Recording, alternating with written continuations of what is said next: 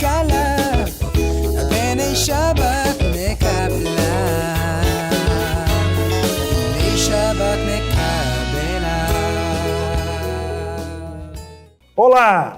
O Shabat aparece e vamos recebê-lo. Shalom, seja bem-vindo à Casa dos Benenos, sim.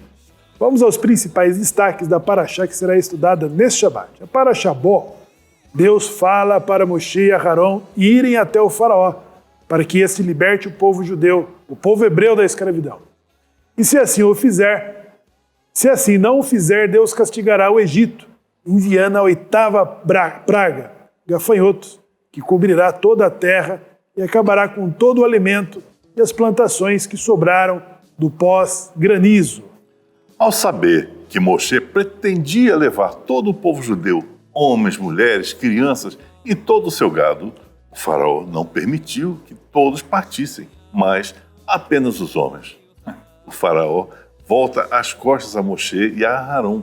E então Deus manda os gafanhotos dando início à destruição. A praga só é interrompida quando o faraó novamente implora a Moshe que reze a Deus para que a interrompa, a praga. Mas logo em seguida, assim que desaparecem os gafanhotos, ele novamente endurece o seu coração e não deixa os hebreus partirem do Egito. Deus então envia a 9ª praga, a escuridão completa.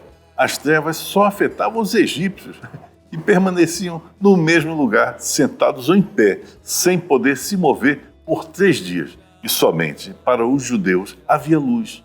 O faraó apela novamente para Moshe, mas permite que partam desde que deixem o seu gado para trás. Moshe não concorda, pois o gado servirá de oferta de sacrifícios para Deus. O faraó então não os deixa partir. Deus envia a última praga ao Egito, a morte aos primogênitos.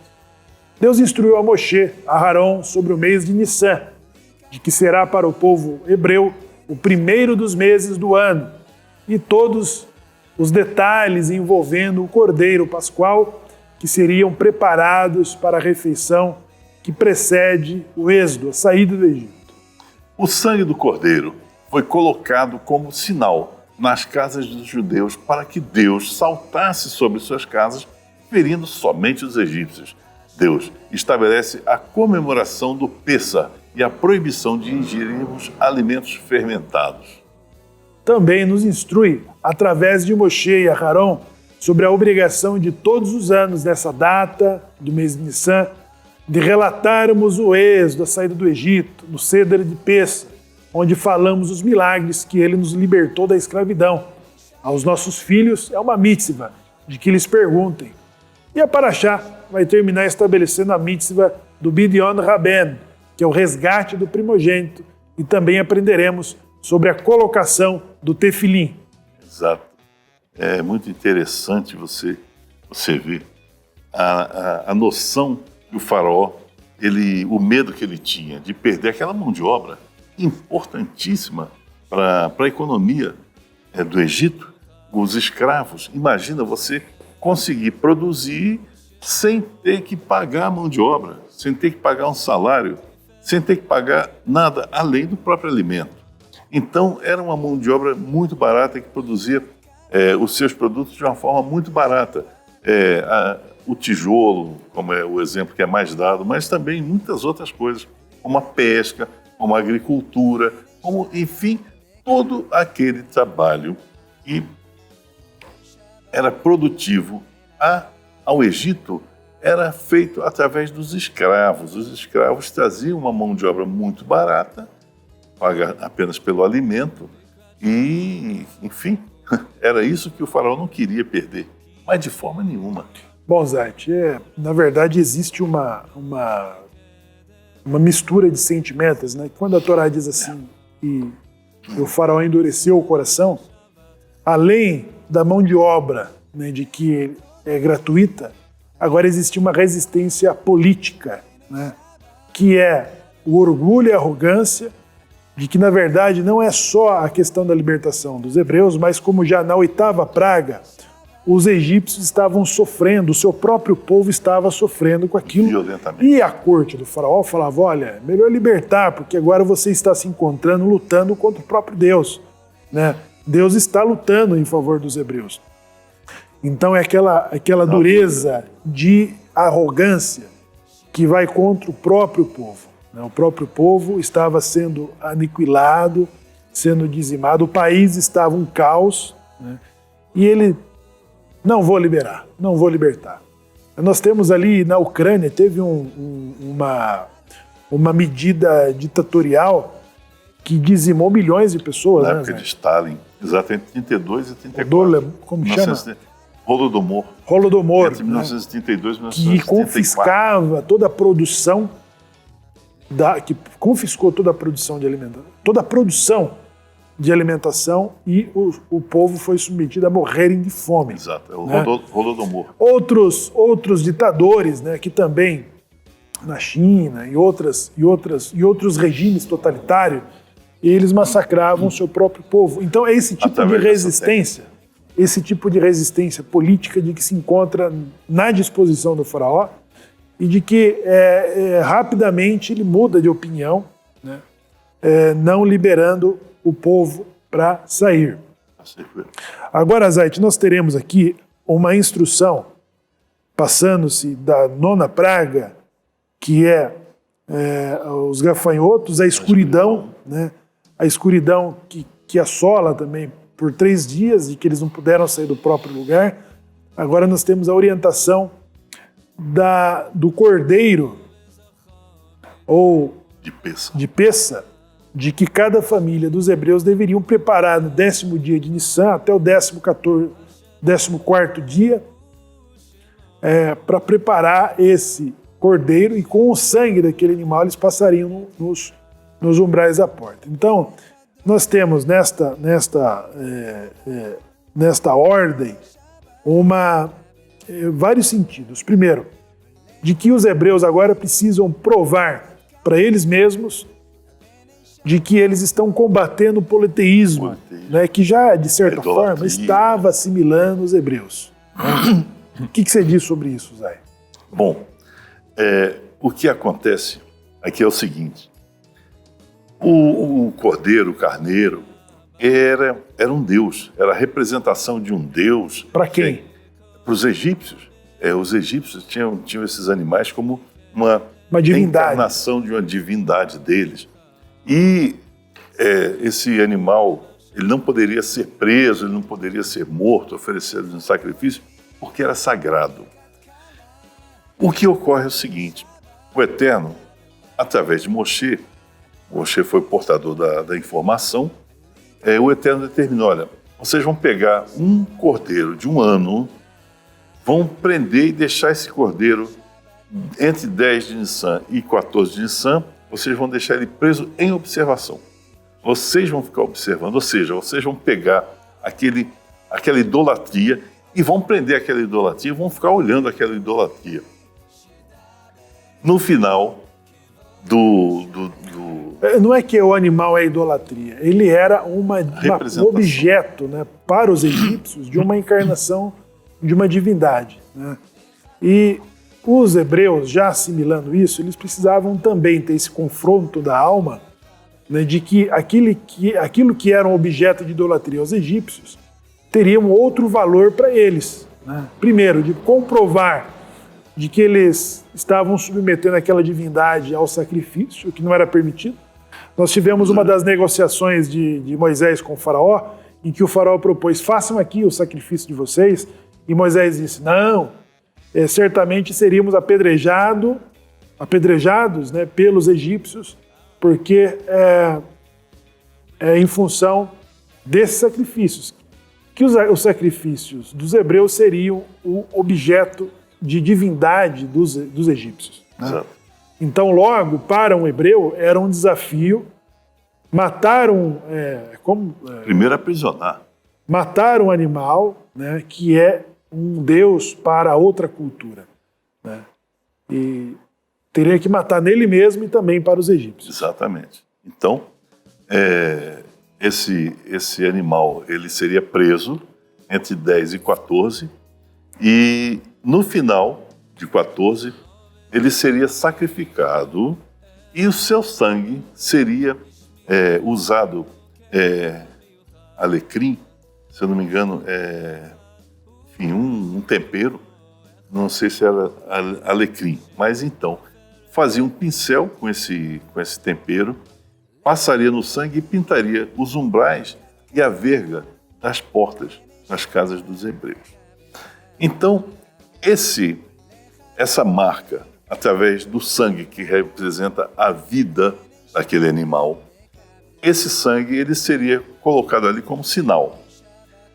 Ao ver o anjo do Eterno aquele sinal, ele saberia, aqui nessa casa vive uma família de tementes ao Eterno e não de servidores a deidades, a deuses dos egípcios. Então pularia aquela casa e não mataria os seus primogênitos. Bom, essa simbologia do sangue e do tempero, o tempero representa o quê? O gosto pela vida, representa a alegria de viver. E o sangue representa a vida daquele animal, que significa uma encarnação de um Deus, uma deidade para os egípcios. Enfim, aí, você juntando essas duas coisas, percebemos que o que o Eterno quer para nós, povo sagrado, povo de Deus, povo do Eterno, é alegria. Alegria sempre, felicidade e que não sirva a outros deuses. Porque eles, de fato, de início, eles nem sequer existem. Só quem existe é o próprio Eterno. E mais nada e mais ninguém. Tudo é o Eterno. E o Eterno é tudo. Ou seja, em cada família o patriarca teve que tomar posse. Exato. Porque nas 10 pragas do Egito, do Egito, nós temos uma justiça, né, de que os egípcios sofreram com aquilo em que impuseram contra os hebreus, e também existe as divindades egípcias, do politeísmo, né, dos egípcios, eles são subjugados pela força do Deus dos hebreus. Então, por exemplo, o Nilo é uma divindade egípcia. Exato. Ele foi humilhado com sangue, com podridão, né? Então, os primogênitos egípcios é uma divindade egípcia, como o faraó é o Deus encarnado, né? O Deus Ra encarnado. E assim sucessivamente, muitas divindades egípcias, as crenças dos egípcios foram subjugadas nas pragas que caíram sobre eles. Agora, Deus queria saber se também os hebreus estavam prontos a submeterem a divindade com as suas próprias mãos. Eles teriam que pegar um objeto de adoração e de veneração dos egípcios, colocar no 10º dia de Nissan e no 14º dia bater aquele animal, fazer uso do sangue para sinalizar de que aquela representação divina foi submetida, foi subjugada e consumida a carne naquela noite. Consumida totalmente. Na mesma noite em que o anjo da morte saltava, que é o Pessa, que é o pular, de sobre a casa dos hebreus. Então, sobre qual casa que eles pularam? Sobre a casa do qual o patriarca subjugou aquela divindade egípcia, como a orientação e instrução que deu Moshe e Aharon a todos os hebreus. Né? Então, agora nós temos a saída do Egito. Lembra-se que a Abraham, Deus diz, os teus descendentes. Alguém pergunta assim, Shemuel, mas não foram 400 anos que Israel esteve na escravidão? Não. Foram 400 anos em que a Torá diz assim, e os teus descendentes serão peregrinos, né, em terra estranha, e eles serão forçados, submetidos por uma outra nação, mas que depois sairão dali com grande riqueza. Então vai ser na noite em que na casa dos egípcios diz de que não havia casa em que não houvesse pranto, né? Ou seja, morreram o primogênito dos animais e dos homens. Na casa do faraó morreu o primogênito do faraó. Então, foi o que, na disposição dos egípcios, eles se livraram do ouro, da prata, dos tecidos, de tudo aquilo que eles tinham de preciosos para se livrarem dos hebreus. Tipo, saiam daqui e levem o que quiserem. Saíram com grande riqueza. Saíram de forma... Um povo que era escravo. Eles foram expurgados. Então, por isso que na tradição de Pessa, no jantar de Pessa, a matzá, ela representa a urgência com que saíram dali. Não só a urgência de que foram tomados os egípcios, mas a urgência do tempo em que eles não poderiam mais passar ali porque eles seriam assimilados completamente. Exatamente. Ou seja, a missão de Moisés era urgente, tinha pressa, tinha tempo. E a matzá representa que eles não tiveram tempo do preparo, da fermentação do pão e saíram com o pão sem a devida fermentação. E hoje nós não tomamos o pão com fermento em honra, em lembrança àquela urgência que tinha o povo de sair do Egito, como disse Shemuel, para evitar a assimilação e para dar pressa, dar velocidade à saída, porque era premente que nós saíssemos de lá e tanto era premente essa saída que Moshe, o Eterno determinou a Moshe que o alimento, o consumo daquele cordeiro fosse feito já com a pessoa vestida, com sua cintura cingida, com os seus sapatos colocados, para que logo após isso, após o amanhecer, houvesse a saída do povo, de todo o povo do Egito para o deserto, na direção do deserto. Então, essa pressa, essa velocidade dessa saída foi algo de fundamental importância. Por quê? Porque foi determinado pelo próprio Eterno. O Eterno determinou que isso fosse feito dessa forma. E assim se tornou algo importantíssimo. E foi assim que foi feito. E o povo, já com sua cintura cingida, com seu cinto, com seu sapato, com seu cajado, já terminado a refeição, pela manhã já saiu todo o povo. E assim que aconteceu, porque foi determinado que fosse assim que acontecesse. Do dia 10 para o dia 14 e no dia 15 acontece então a saída, né, dos hebreus, que é o dia em que celebramos o Pessa de acordo com a tradição rabínica, né, em que fazemos o Seder, que é a ordem da refeição, que se tornou uma mitzvah. E quando os vossos filhos perguntarem o que é esta refeição, então vocês vão fazer a narrativa dos milagres que Deus fez no Egito. Lecha Dodi, Likat Kala, Apene Shabbat, Lecha